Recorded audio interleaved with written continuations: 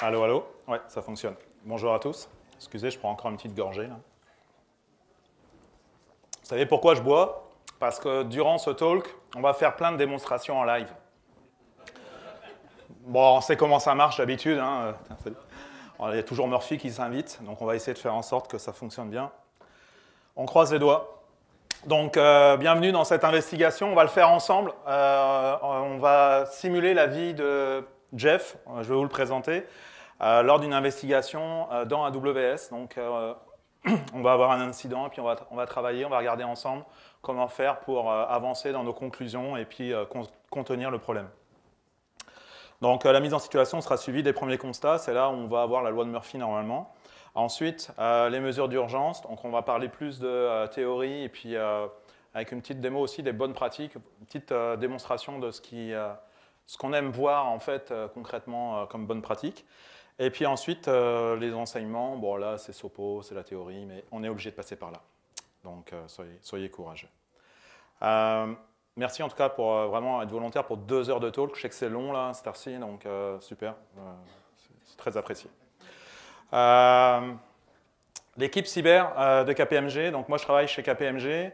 On est une équipe de 250 spécialistes en cybersécurité sous KPMG Québec.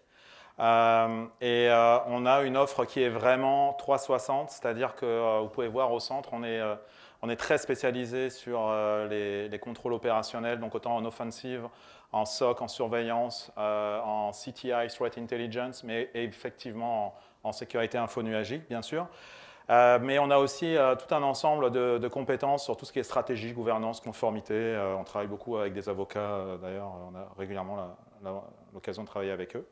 Donc aujourd'hui, c'est prêt, si vous voulez, juste un petit différenciateur, là, par exemple. 90% des cas d'incident response sont traités par notre équipe. Donc on est très, très présent. Et puis, au travers de cette équipe de 250 personnes, il y a une équipe en particulier qui s'appelle Égide, dont je fais partie. Moi, je suis associé chez KPMG Égide, et puis je suis spécialisé en sécurité infonuagique. Alors, plus particulièrement, c'est clair, mon expertise, c'est AWS. J'ai comme 3-4 ans d'ancienneté dans AWS. Et puis, j'ai un certain nombre d'années d'expérience que je ne vous donnerai pas, car je suis pudique sur mon âge. Alors, la mise en situation, vous êtes prêts? Laissez-moi vous présenter Jeff. Alors, Jeff Borr, pour ceux qui connaissent un peu AWS, il y a un petit clin d'œil. Jeff, c'est un jeune analyste, il est passionné. Ne cherchez pas qui c'est, il n'existe pas ce monsieur en fait. Et il est très innovant, c'est-à-dire qu'il a une vision de l'info nuagique assez ligne de commande, assez automatisée, etc. Avec beaucoup d'automatisme. Puis Jeff, il vient d'être recruté. C'est son premier jour. Il est dans le bureau des RH en train de signer son truc avec son swag, tout ça, là, sa bouteille d'eau, super, à l'image de sa nouvelle entreprise qui s'appelle Blogist. Et puis, à ce moment-là, il y a le CIO qui rentre en trombe et puis qui l'interpelle. Ils viennent de trouver une donnée ultra sensible de l'entreprise sur le dark web, données stockées dans une base de données dans AWS. Et Jeff, ça tombe bien, c'est le seul spécialiste AWS dans cette entreprise. Donc, il faut qu'il onboard là rapidement. Puis moi, j'ai envie de vous poser une question. Est-ce que vraiment, on va laisser Jeff seul dans son aventure? Non, je ne crois pas. Il va falloir l'aider, Jeff. Donc, je vais compter sur vous, en fait. Et je vais vous demander de faire exactement l'inverse de ce qu'on vous a demandé depuis ce matin, de sortir vos téléphones cellulaires, s'il vous plaît. Pourquoi ? Parce que non seulement on va aider Jeff, mais on va avoir un petit concours pendant cette présentation, et le gagnant aura la chance incroyable de repartir avec un stickers et un t-shirt aux couleurs de mon équipe. La classe, voilà. Donc, il y a un vrai concours, là, quand même. Là. Attention, là, c'est sérieux. Là. Je veux dire, je n'ai pas d'arbitre, mais on va compter sur la bonne foi de tout le monde. Alors, pour vous préparer déjà aux questions qui vont arriver durant le talk, vous pouvez, ou pas, me faire confiance et scanner ce...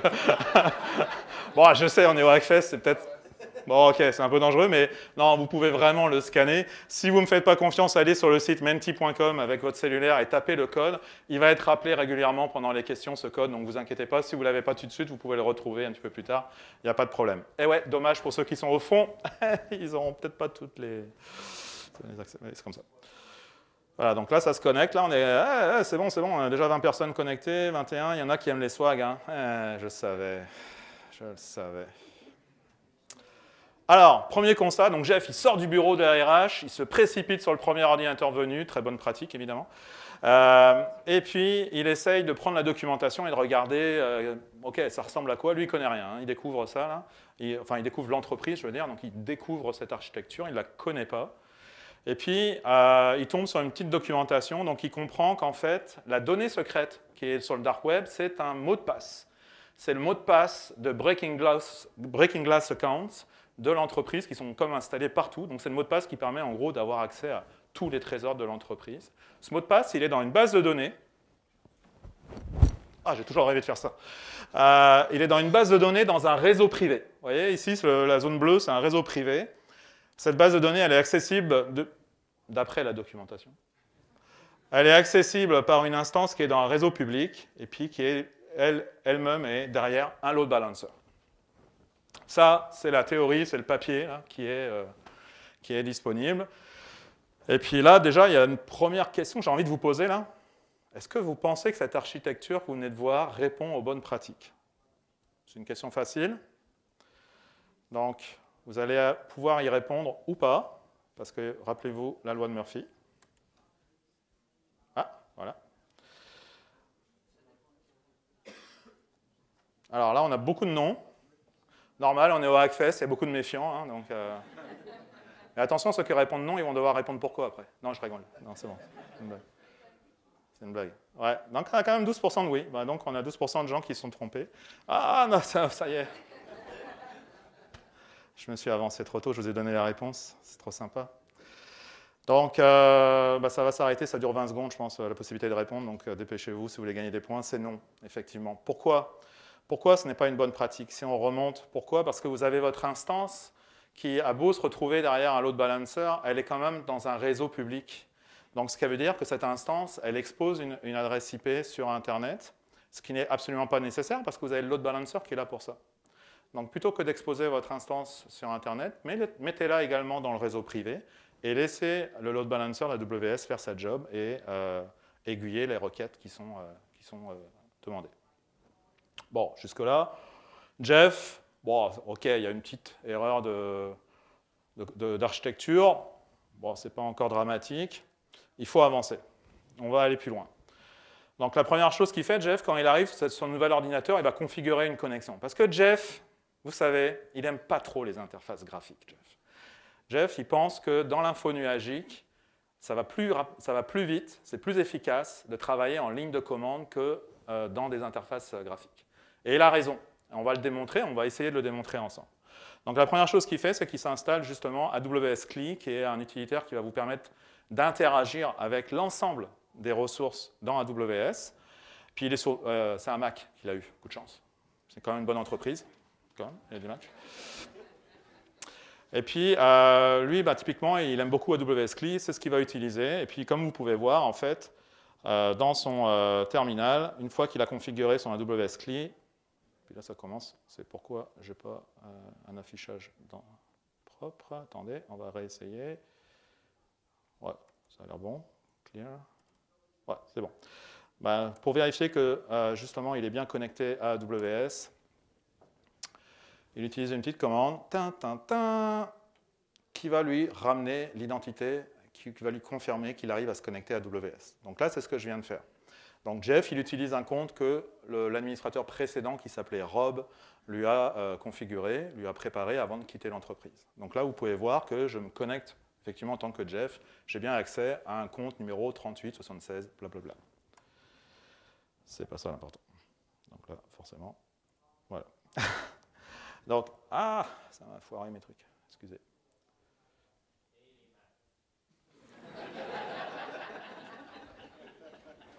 C'est bon, c'est bien amené.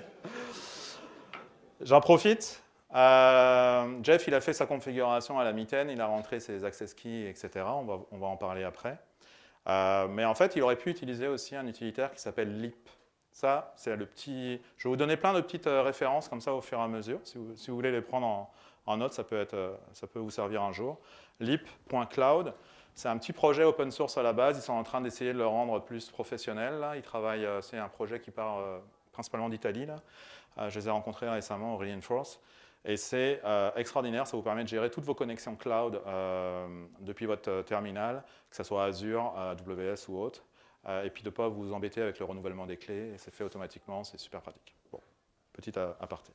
Donc là, il est connecté, ok, super. Bon, maintenant, on se rappelle notre scénario, c'est notre donnée, elle est dans notre base de données RDS, elle a leaké, donc on va, déjà la première chose, on va peut-être essayer de vérifier un peu cette base de données, comment elle s'appelle, qu'est-ce qu'elle expose, et puis est-ce qu'elle est vraiment... comment dire, est-ce qu'elle est vraiment protégée, est-ce qu'elle est vraiment dans un réseau privé.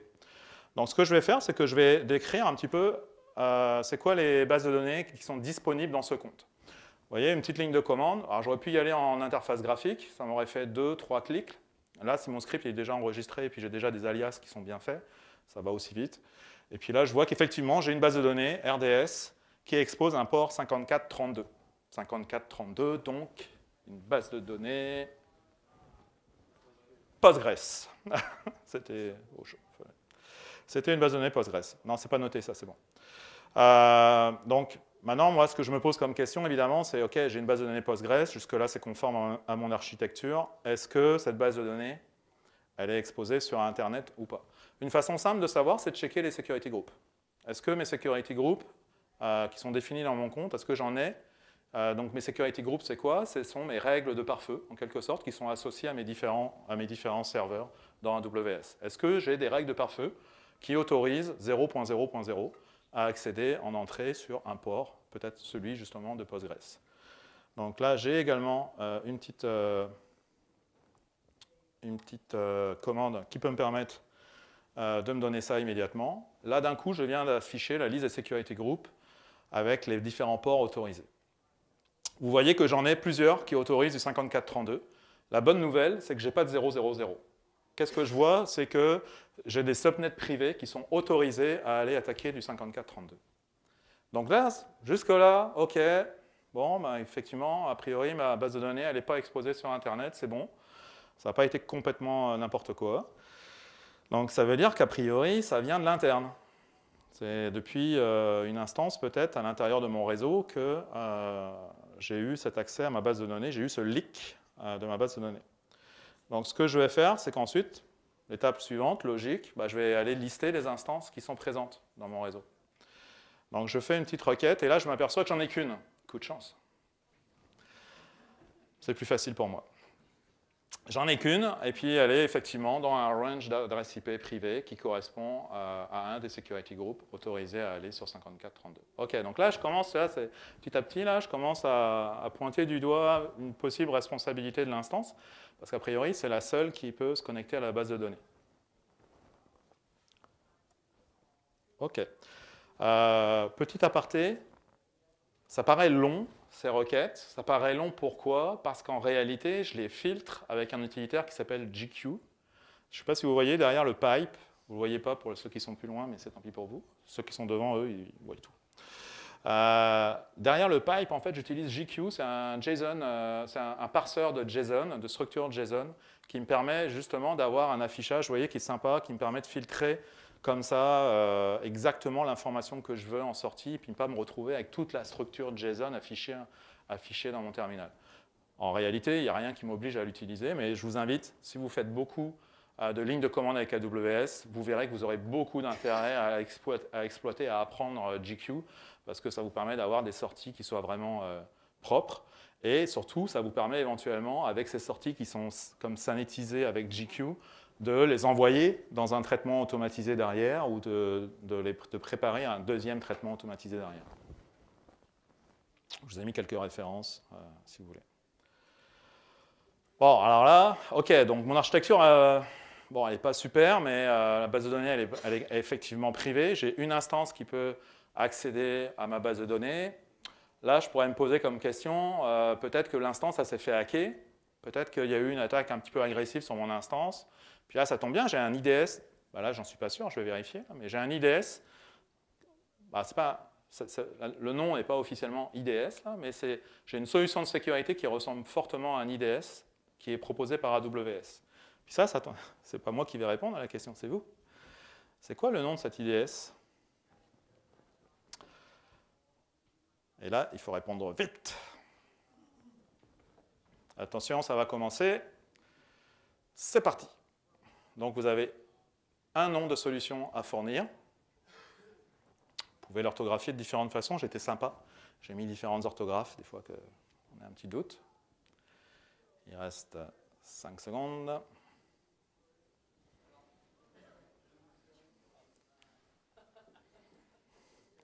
Alors, on a un peu de tout là. On a eu du Guard, du CloudWatch, on a eu un peu de tout. Et en fait, c'est GuardDuty.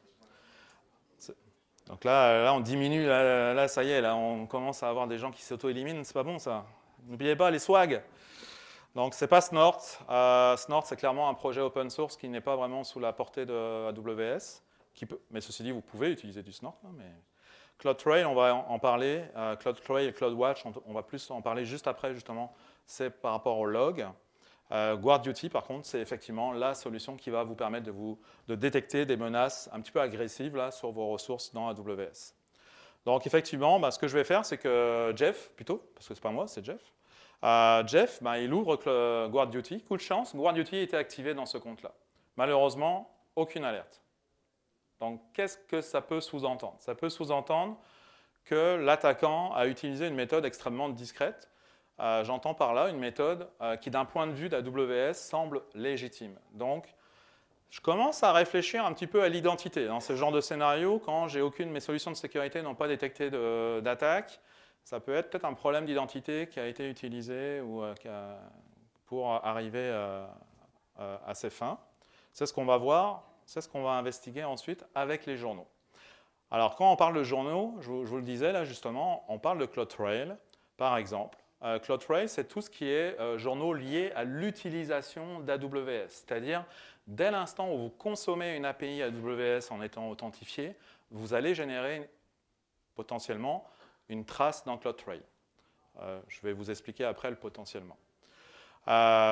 Les activités liées par contre à tout ce qui est réseau, vous allez le retrouver dans les logs des load balancers qui eux-mêmes génèrent des logs. Vous allez le retrouver aussi dans les VPC flow logs.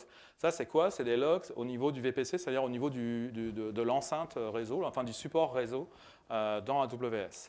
Puis enfin, vous avez une troisième source de logs intéressante.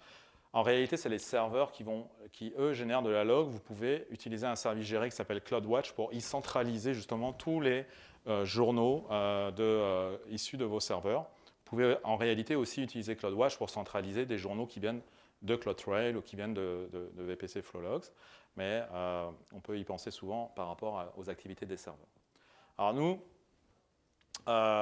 Jeff plutôt, Jeff, bon ok, donc là il faut qu'il commence à rentrer dans la log, là, ça rigole pas parce qu'il est 16h55, il faut qu'on avance. Okay, donc première chose, si moi justement j'arrive en incident et que j'arrive dans un environnement où je vois que les bonnes pratiques n'ont pas l'air d'être complètement mises en place, ce que je vais être amené potentiellement à faire, c'est à déployer justement des journaux, à activer en urgence des journaux pour... Vous croyez que ça ne marche pas, mais si, ça va marcher, vous allez voir.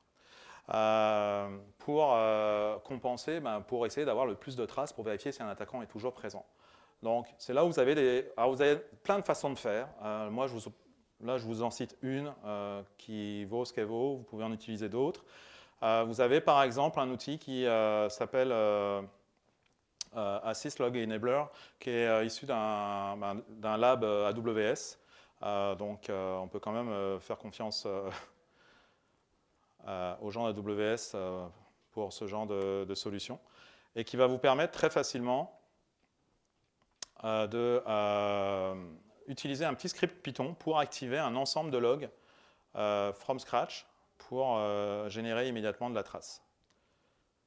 Donc vous voyez, lui il m'embête tout le temps. Ça va bien? Oui, pardon.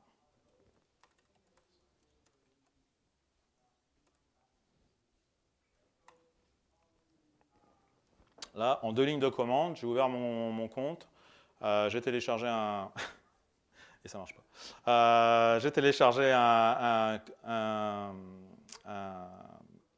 repository et théoriquement, je dois pouvoir, c'est parti, je dois pouvoir déployer les logs et les activer de façon automatique. Bon, là, évidemment, c'est normal. Il fallait qu'à un moment, Murphy s'invite à notre petite fête.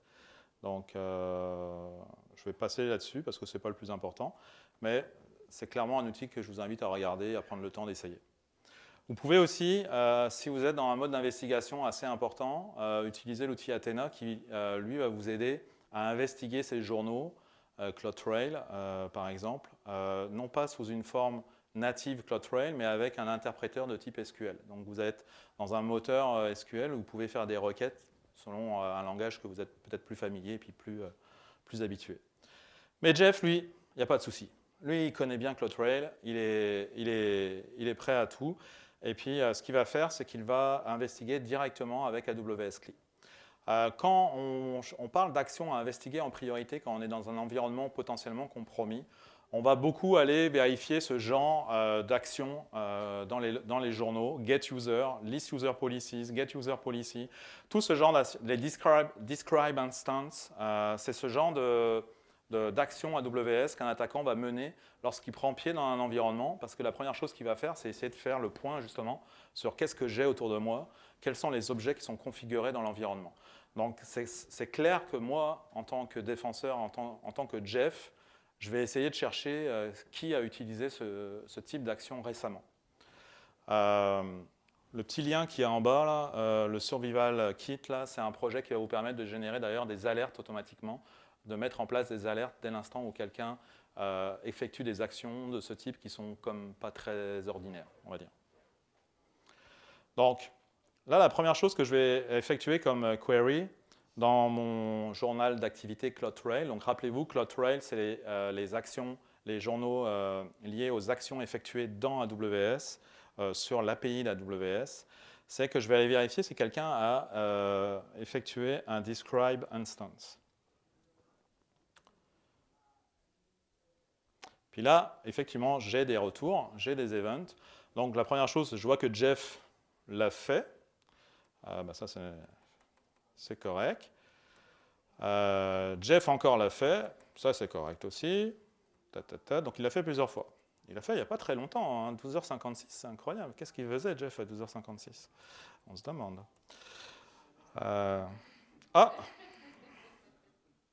Croire qu'il préparait quelque chose. Donc il a fait plein de describe instances, Jeff. On va continuer, on continue, on regarde. Donc il travaille fort, Jeff.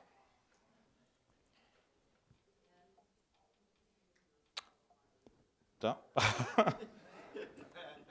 Il a beaucoup travaillé, Jeff, et je ne trouve pas la log que je cherchais. Mais bon, en tout cas, vous voyez, je vous montre juste le format de la log. Il est assez lisible, il est assez simple. Vous voyez le type d'action qui est effectuée, describe instance. Vous voyez l'event source, EC2. Depuis une EC2, en fait, il y a eu un describe instance qui a été effectué avec le username Jeff plusieurs fois. Et puis après, vous avez le détail de cette log, donc le contenu précis. Bon, je suis super content parce qu'en fait, j'arrive pas à retrouver la log que j'ai générée ce midi, mais c'est pas grave. Deuxième tentative. Je vais chercher qui c'est qui a fait un list bucket. Ah, encore Jeff. Encore Jeff. Jeff. Ah, je vois un MacDuck. Ah, ça c'est intéressant. Vous voyez là Et j'ai même vu peut-être avant, il y avait encore autre chose. Ah, ça aussi c'est intéressant. Là, qu'est-ce que je vois? Je vois comme username. Ouf, j'ai eu peur. Je vais reprendre un petit peu de. Je vois comme username i-quelque chose. C'est quoi i-quelque chose? C'est un nom d'instance, c'est une instance. Donc là, en fait, j'ai une instance qui a assumé un rôle pour faire un list bucket. Comment c'est possible ça? C'est possible parce que dans AWS, en fait, quand vous roulez des instances, des serveurs, vous pouvez leur associer une identité au travers d'un rôle, ce qu'on appelle un instance profile, plus précisément. Et puis, Normalement, c'est fait pour quoi? C'est fait pour permettre à des programmes qui sont installés sur par exemple, c'est fait pour plein de choses, mais vous pouvez par exemple l'utiliser pour permettre à des programmes installés sur cette instance d'aller consommer des objets dans votre environnement AWS.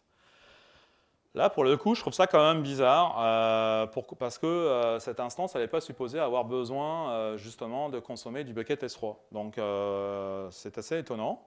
Et puis, je regarde un petit peu plus bas, et puis je vois qu'au niveau du timestamp, en plus, c'est juste avant que l'instance se mette à faire des list buckets, je vois qu'un certain utilisateur MacDuck, juste avant, à 11h27 ce matin, c'est chaud, hein, a fait également des list buckets, a fait le même type d'action. Donc là, je me renseigne, Jeff, il se renseigne, c'est qui MacDuck?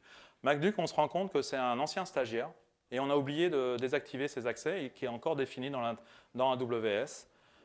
Et a priori, MacDuck, il continue à être actif et à faire des trucs. Ok, tiens, c'est bizarre. Donc là, on se rappelle que cette instance, c'est elle qui avait accès au niveau du réseau à la base de données RDS. On vient d'apprendre que cette instance, elle a fait des recherches sur les buckets. Et on vient d'apprendre que juste avant que cette instance ait un drôle de comportement, il y a un MacDuck qui a fait aussi des recherches sur les buckets et qui n'est pas supposé le faire. Alors là, on continue à avancer. Déjà, on se rend compte que l'identité, c'est un super pouvoir. C'est un peu ça que ça nous apprend, ce list bucket. Parce qu'au final, peut-être juste pour ramener tout le monde là-dessus, le list bucket, il n'est pas passé au travers des règles de security group. Dans security group, il y a les security group que vous avez vus, il n'y avait pas une autorisation pour permettre à n'importe qui d'aller consommer du 4.4.3 dans AWS, dans mon compte AWS. Et pourtant, on a réussi à faire du list bucket. Pourquoi? Parce qu'on passe avec l'identité, avec l'API AWS qui est exposée nativement, et on utilise une identité qui était malheureusement encore valide, celle de MacDuck. Donc ça, c'est vraiment quelque chose qu'il faut comprendre, c'est que notre notion de périmètre, dès l'instant où il y a une identité qui est valable, qui peut se connecter à mon environnement AWS, elle est toute relative parce que oui, je ne vais pas pouvoir ouvrir un port TCP sur une instance si j'ai des règles de firewall qui me bloquent, mais je vais pouvoir aller consulter des buckets S3, je vais pouvoir aller starter des instances, je vais pouvoir faire énormément de choses, tout ce que me permet l'API d'AWS, si tant est que j'ai un login qui est autorisé et encore valide. Et là, ça m'amène à la prochaine question, parce que là, je sens que vous vous endormissez, et ça, c'est pas bon. Donc, prochaine question, elle est facile. Combien de permissions sont configurables sur S3? Parce que là, je vous dis, l'identité, c'est le super pouvoir, mais là, vous vous dites, ouais, bah, c'est facile, 3-4 permissions, je fais attention à mes permissions, quoi. C'est pas, tu vois, je suis confiant. En réalité, la question est quand même, mérite d'être posée, parce qu'il y en a quand même beaucoup. Et là, je vous pose la question, est-ce qu'il y en a 34, 92, 128 ou 183? Des permissions qu'on peut mettre sur un bucket relative, on va dire, au bucket S3. Time's up. Waouh, bravo. Vraiment, très bon travail. Il y en a effectivement 128. Il y a 128 différentes permissions qui sont positionnables, configurables, liées au bucket S3. Vous vous rendez compte que ça, 128 permissions, c'est juste pour un objet dans AWS sur les 165 ou je ne sais plus, j'ai perdu le compte, objets définissables dans AWS. Donc vous vous rendez compte, si vous faites les maths, là, vous vous rendez compte qu'il y en a beaucoup des permissions. Vous ne les connaîtrez pas tous, c'est sûr. Même Jeff ne les connaît pas. Et c'est pour ça que c'est devenu quelque chose de crucial, la maîtrise de nos permissions. Donc Jeff, qu'est-ce qu'il va faire? Et il y a eu des list buckets, on l'a vu. Tiens, on va aller voir qu'est-ce qu'il y a dans ces buckets. Oh, tiens. Ne vous inquiétez pas, Jeff revient, il se connecte. Parfait, ça va bien. Bon, allez, Jeff, il m'embête, on va passer ailleurs. Donc, là, c'est Cédric qui se connecte finalement. À un moment donné, Jeff, il était fatigué, il est allé se coucher. Et là, je m'aperçois que je jette un petit coup d'œil sur les buckets. Je vois que j'ai 3 buckets. Donc Jeff, il regarde, il voit, oh, ok, 3 buckets. Bizarre. Puis là, Keystore, qu'est-ce que je vois? Un fichier sans extension et un fichier .pub. Ah, ça ressemble fortement à des clés de connexion. Et puis, je vois il y a des logs. OK, bon, là, jusque-là, tout va bien. Des logs de load balancer. Et là, je vois un secret, db.txt. Puis, si je regarde db.txt et que je l'affiche, ben, moi, je suis administrateur. Hein. Jeff, il est administrateur. Il ne faut pas rigoler. Hein. Je vais m'apercevoir que... Là, vous ne voyez rien du tout parce que c'est trop petit. Je vais m'apercevoir que c'est le contenu d'un courriel avec le mot de passe pour se connecter à la base de données. Donc là, clairement, j'ai des secrets qui sont ultra sensibles sur mes buckets S3. Et puis, j'ai des requêtes dans CloudTrail qui me montrent que quelqu'un, l'instance, a exploré ces buckets. Donc, ce que je vais chercher à faire désormais, c'est aller vérifier. Puis là, j'ai complètement mixé mes fenêtres. Je vais aller vérifier, est-ce que cette instance elle a le droit de récupérer les fichiers, elle a le droit de consulter les fichiers. Donc là, je vais aller lire un petit peu, c'est quoi le rôle associé à cette instance. J'ai toujours le réseau? Oui? Ah bah non. Là, c'est vraiment Murphy. Désolé, je me reconnecte. Voilà. Donc là, je peux vérifier en fait avec cette commande assez rapidement. Je peux valider le fait que cette instance, elle assume effectivement un rôle. Elle a effectivement un rôle qui lui est attaché. Alors en fait, ça c'est un instance profile. Je vais aller chercher maintenant le rôle qui est derrière l'instance profile avec la commande suivante.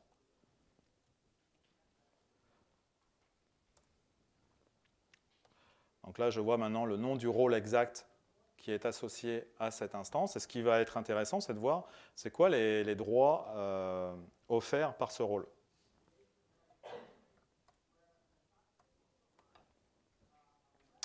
Et là, je m'aperçois que cette instance, elle a une policy personnalisée qui s'appelle RDS Policy, mais elle a surtout Amazon S3 Full Access. OK, bon, bah là, dans mon scénario, je sais que mon instance, elle a fait un list bucket, elle a clairement pu faire autre chose, elle a pu effectivement récupérer l'objet parce qu'elle est Amazon S3 Full Access. Est-ce que d'après vous, c'est une bonne pratique qu'une instance possède Amazon S3 Full Access comme policy? Bah non, évidemment. Ça paraît un petit peu trop généreux comme droit. Donc, si au contraire, je vais regarder du côté de MacDuck, on va aller plus vite, et ben, je vais me rendre compte que MacDuck, l'utilisateur, ce fameux stagiaire qui avait encore des droits offerts dans mon compte AWS, je vais me rendre compte qu'il n'avait pas forcément accès à tous les buckets, lui. Et c'est peut-être pour ça, du coup, qu'il est passé par l'instance. Parce que là, ça ne répond pas, donc je vais vous le dire. Mais il se trouve que MacDuck, il avait accès au bucket où il y avait la clé privée, il y avait la clé publique, clé privée, qui permettait de se connecter à l'instance, qui, elle, pouvait se connecter au bucket qui contenait le secret pour la base de données. Donc là, je commence à reconstituer le puzzle. Alors, ce puzzle, il est relativement simple. On s'entend ici, là, on est sur une investigation très facile. On a une instance, on a deux buckets qui contiennent des secrets, on a un user qui essaye de se connecter au bucket, puis qui passe par l'instance pour récupérer le secret qui est sur le bucket. C'est un environnement qui est très simple. Ce que vous pouvez être amené à faire, et ce que Jeff va bientôt effectuer peut-être demain, c'est une investigation at scale, dans un gros environnement.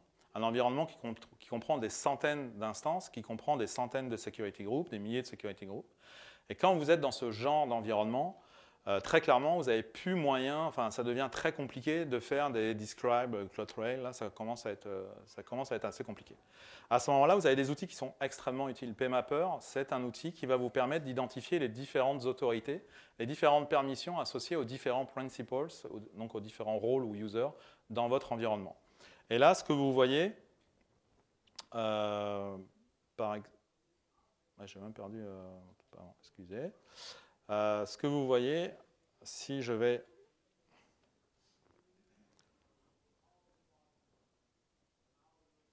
construire, donc j'ai construit un arbre et puis je vais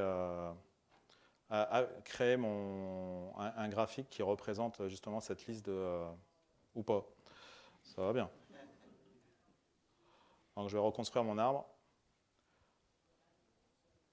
Donc en fait, c'est un PMapper, et qu'est-ce qu'il fait? Il construit un arbre complet de l'ensemble des relations entre les différentes identités dans mon compte. Et puis ce qu'il fait, en fait, PMapper, c'est qu'il va identifier ceux qui sont administrateurs, et puis il va identifier... Ah, j'ai plus le réseau encore. Oh là là. Ah là là. Et il va identifier également ceux qui peuvent devenir administrateurs. Pourquoi je parle de ceux qui peuvent devenir administrateurs? Parce qu'en réalité, dans AWS, il y a 21 façons répertoriées de faire du privilege escalation, c'est-à-dire en tant qu'utilisateur de pouvoir devenir administrateur. Comment? En passant par différentes permissions. Je vais vous donner un exemple, c'est que moi, par exemple, si je suis power user et que j'arrive en tant que power user à me connecter à une instance qui elle-même assume un rôle administrateur, en fait, je peux devenir administrateur. C'est-à-dire que je n'ai plus qu'à me connecter sur cette instance, assumer le rôle porté par l'instance pour m'attribuer des droits administrateurs. Donc c'est ce genre de choses qu'il est possible de faire. On va voir si j'ai récupéré le réseau, c'est extrêmement embêtant, cette histoire de réseau. Ça fonctionne.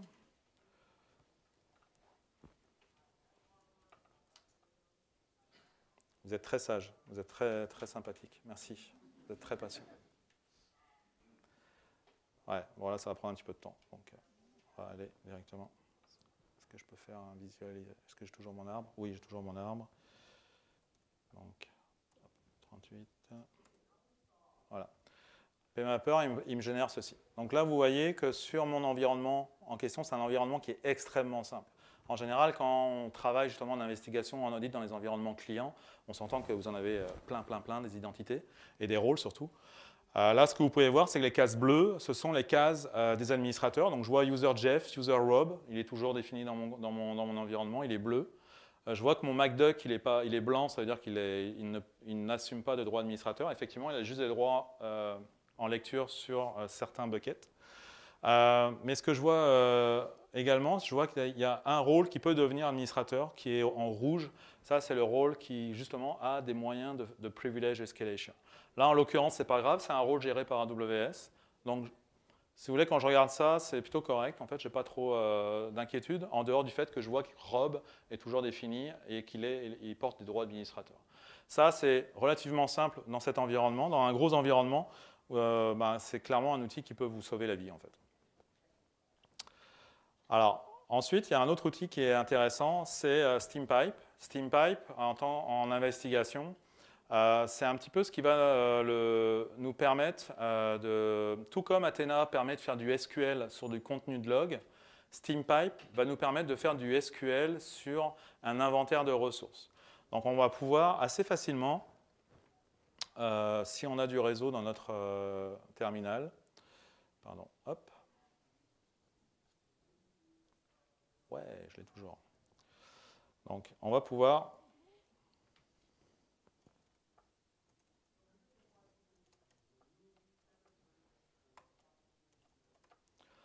on va pouvoir faire un SteamPipe, on va pouvoir tout simplement interroger, décidément, faire une query en SQL sur notre liste de ressources. Et ça, c'est quand même assez puissant parce que, encore une fois, si vous êtes dans un environnement qui est extrêmement riche, vous voyez que par exemple, vous pouvez faire des selects, c'est vraiment très, très user-friendly, qui permet d'interroger la liste des utilisateurs, puis on peut rajouter évidemment, on peut rajouter tous les attributs qu'on désire avoir s'afficher dans la console, toujours sous forme de SQL.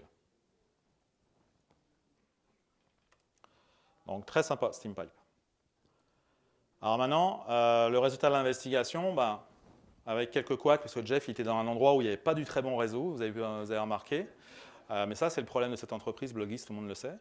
La base de données, elle n'est pas exposée publiquement, on l'a vérifié, on l'a vu ensemble. Le mot de passe pour se connecter sur la base de données, il était sur un bucket S3, mais il n'était pas accessible depuis un utilisateur externe, il était accessible depuis l'instance. On a vu que les clés pour se connecter sur cette instance étaient dans un autre bucket, et que l'utilisateur MacDuck a accédé à ce bucket.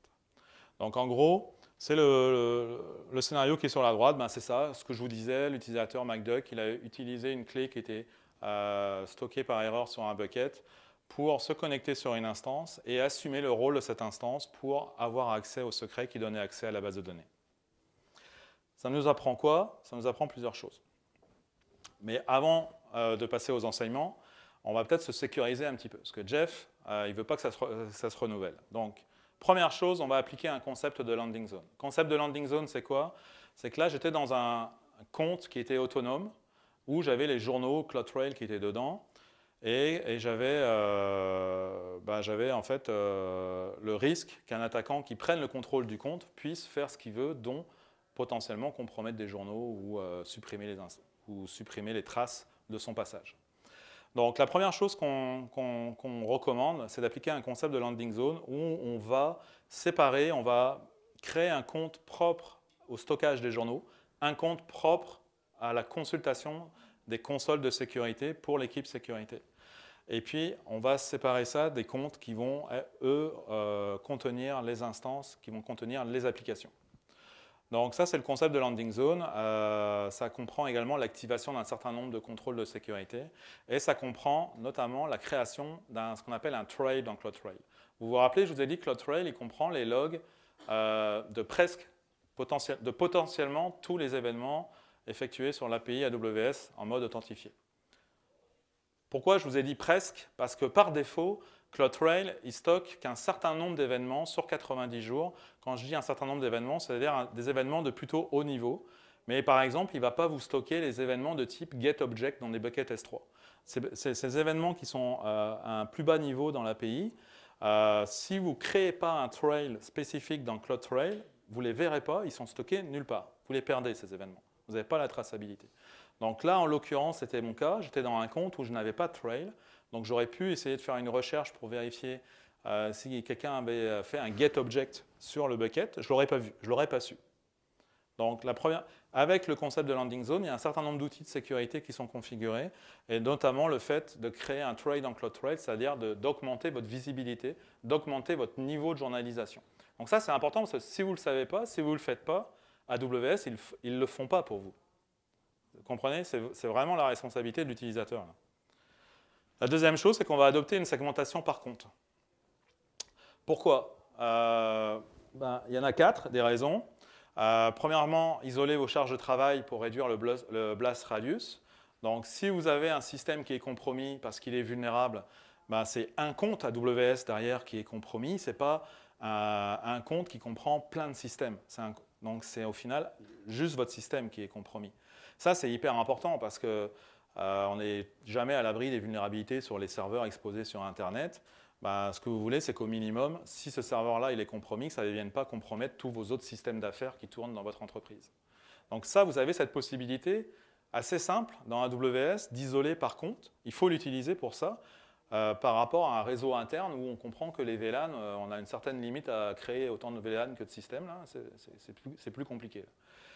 Deuxième intérêt, différencier par compte, ça permet d'appliquer des stratégies différentes de sécurité. C'est-à-dire que vous allez pouvoir dire, le compte, par exemple, de production, je vais être très restrictif, je vais autoriser qu'un certain nombre d'actions.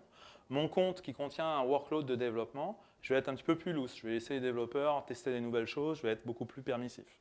Donc ça, vous pouvez aussi jouer là-dessus sur les stratégies de sécurité. Troisième chose, le least privilege. Vos utilisateurs qui sont autorisés sur le système A, ils n'ont peut-être pas à être autorisés sur le système B. Vous vous rappelez la permission S3 administrateur access là, que portait par l'instance?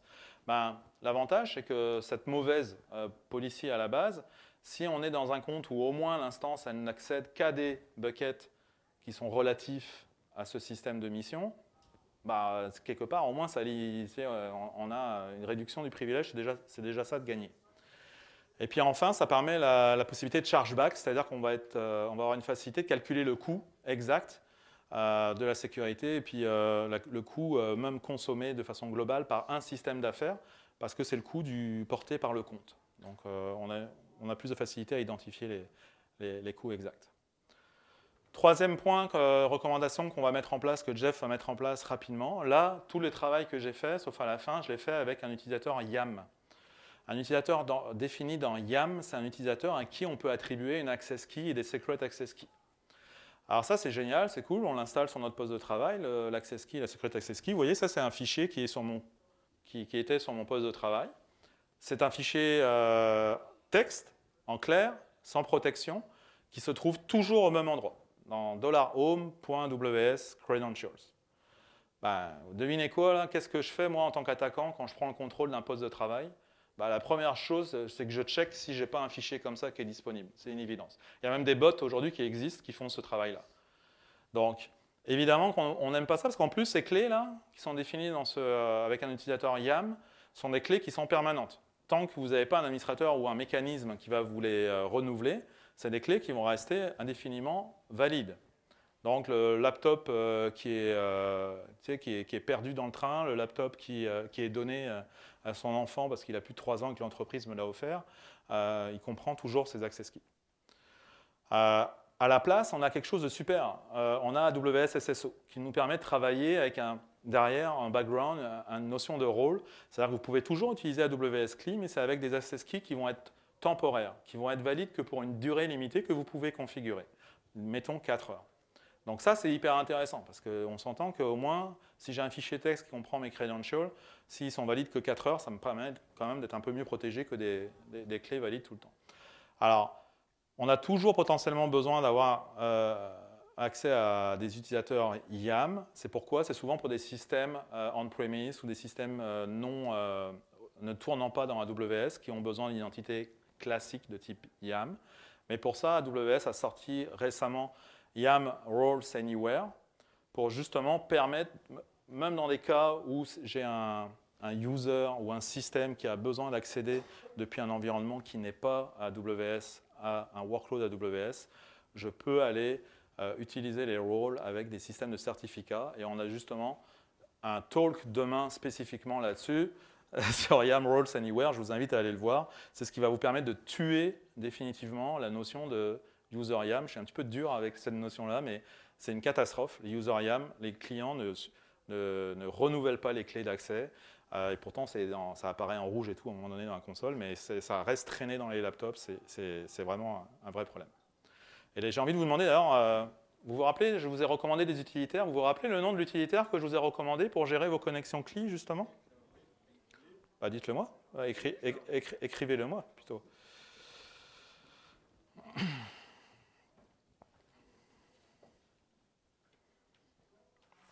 Ah, presque. C'est bon, il y en a qui suivent.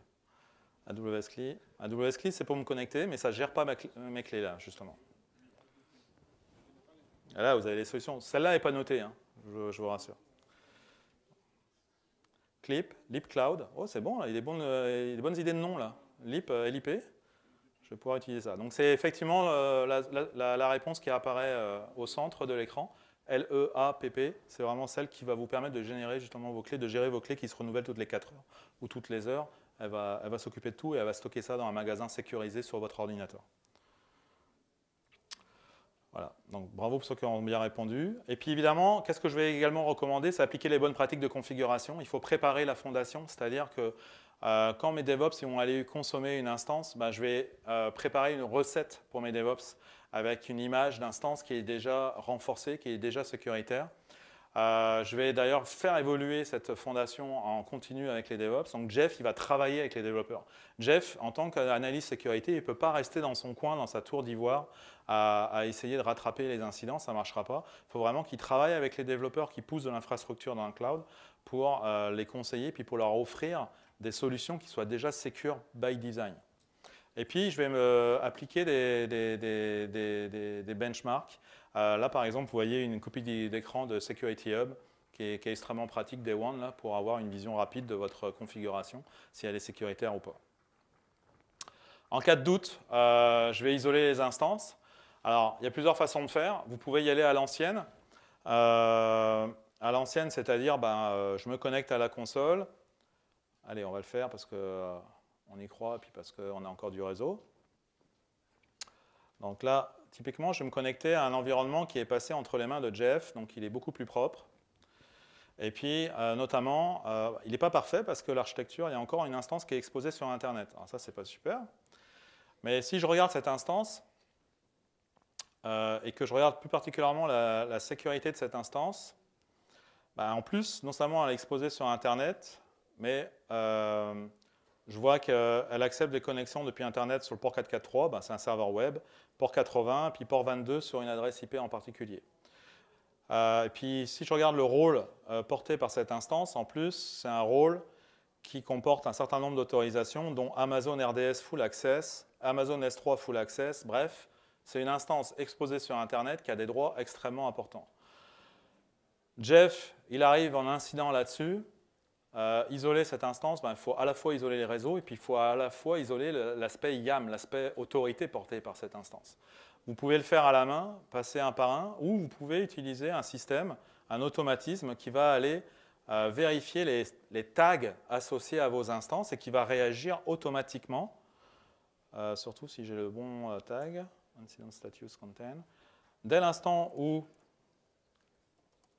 je vais voir un tag incident status qui contient contain, attribué sur une instance, cet automatisme derrière, il va réagir, il va lancer une série d'actions. Donc là, j'ai une série d'actions qui est relativement simple, mais évidemment, je peux créer un ticket Jira, je peux envoyer un courriel, je peux faire ce que j'ai besoin de faire en cas d'incident. Là, en l'occurrence, cet automatisme que j'ai dans ce compte qui est beaucoup plus propre, je m'aperçois qu'il a changé le rôle YAM. Désormais, j'ai un rôle qui s'appelle Security Isolation, où si je peux aller voir en fait ce rôle, il va complètement faire un deny d'absolument tout. Donc cette instance vient d'hériter d'un rôle qui lui interdit de faire absolument quoi que ce soit.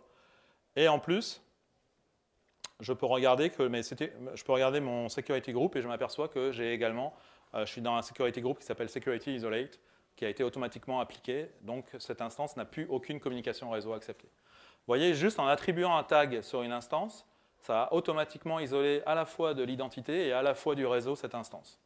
Donc ça, c'est extrêmement rapide et efficace. C'est ce que vous voulez quand vous êtes dans un environnement qui est très riche, parce que vous voulez gagner en rapidité. Yes, une démo qui a fonctionné. Les enseignements, pour terminer, le cloud, ça ne protège pas contre les comportements à risque. J'ai été diplomate en disant le comportement à risque, en parlant pas d'imbécilité.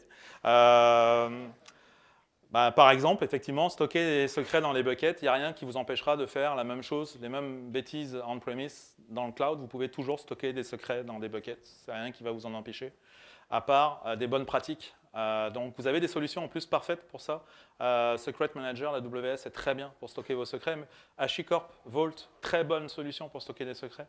Pareil, la saine gestion de ces utilisateurs. Si vous avez des utilisateurs qui ont quitté l'entreprise, qui sont encore actifs, il n'y a rien qui va vous en empêcher dans AWS. Donc, il faut essayer de porter les bonnes pratiques que vous avez on-premise, portez-les dans le cloud, et inspirez-vous des documents de référence que sont le Well Architected Framework et le CAF, le Cloud Adoption Framework d'AWS, qui en plus vous énumère justement énormément de bonnes pratiques à prendre en compte dans vos architectures de sécurité. Donc c'est les documents de référence, partez de là, c'est pas compliqué. Ensuite, au niveau des contrôles de sécurité, vraiment la recommandation, et ce que Jeff croit énormément à mort, c'est qu'il faut être proactif. Il faut être proactif dans le sens des contrôles de détection, c'est bien, c'est la première étape. Il faut avoir des contrôles de détection qui vous disent ce qui va, ce qui ne va pas. Ça, c'est correct.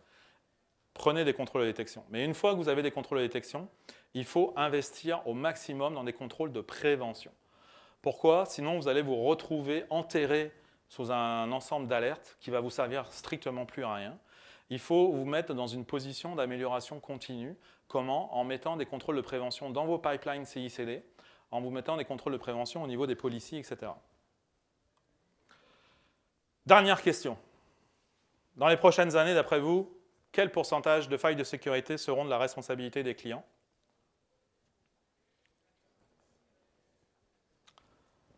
On y arrive. Oh, pardon. J'ai été un petit peu vite, j'étais sur le leaderboard. Autant pour moi. C'est parti. Ça va bien. Ça va partir. Donc c'est juste le chiffre. Ne me donnez pas le pourcentage. Juste le chiffre. Vous avez 20 secondes.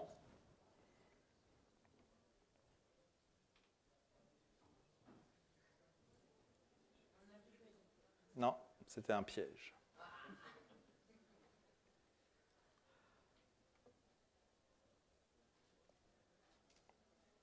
Time's up. Donc on a du 100%, du 90, du 20, 99 d'après Gartner. 99% des failles de sécurité dans les prochaines années viendra de la responsabilité utilisateur. Et je le crois réellement. Ça ne veut pas dire que vous n'aurez pas des problèmes du côté du cloud provider, mais le vrai problème est avant tout du côté utilisateur. Je me dépêche, c'est la fin. C'est pour ça qu'il faut vraiment se rappeler que l'identité et la mauvaise configuration, ça représente votre premier risque dans l'info nuagique. Vous avez des solutions pour ça qui existent, qui sont spécifiques à l'info nuagique pour justement lutter contre l'identité et la mauvaise configuration. On va parler de CSPM, on va parler de CIEM et non pas de SIEM. Là, c'est une autre génération focusée sur l'identité. Et de CWPP, là, pour tout ce qui est détection de menaces, mais basé sur du behavior detection et pas sur des règles statiques. Ça, c'est extrêmement important de comprendre et d'accepter le fait que des environnements aussi riches et aussi scalable que l'info nuagique, appliquer les bonnes vieilles recettes, ça ne va pas forcément marcher aussi bien, surtout de par l'importance que ça peut entraîner la moindre mauvaise configuration, de par l'impact que peut avoir la moindre mauvaise configuration. Ouais, je vais me faire jeter dehors. Et pour ça, nous, on travaille avec évidemment des partenaires. Vous pourrez aller voir plus tard, il n'y a pas de problème. Donc, appliquez les bonnes pratiques du fournisseur, favorisez les contrôles de prévention à ceux de détection, équipez-vous de solutions adaptées à l'info nuagique. Je ne le répéterai jamais assez. Donc, ça comprend des partenaires, ça comprend aussi des mécanismes automatisés, exploiter l'automatisation dans AWS. Vous avez plein de façons de le faire, donc profitez-en. Qui a gagné? Ah ah! Attention, ça arrive. Attention, attention, attention. Raphaël. Raphaël, qui est Raphaël? Bon. Viens me voir après, je vais prendre ton courriel et ta taille de t-shirt et on va t'envoyer un t-shirt à la taille... Non, mais on est comme ça. Non, c'est pas mon t-shirt. Vous pouvez terminer, en fait, si vous le désirez, par donner votre appréciation de ce talk sur l'application également. Vous avez une dernière question, si vous voulez mettre un petit mot, c'est possible. Merci beaucoup. Si vous avez des questions, je vais être disponible après. Je vais laisser la place parce que sinon, je vais me faire engueuler. Ouais, voilà.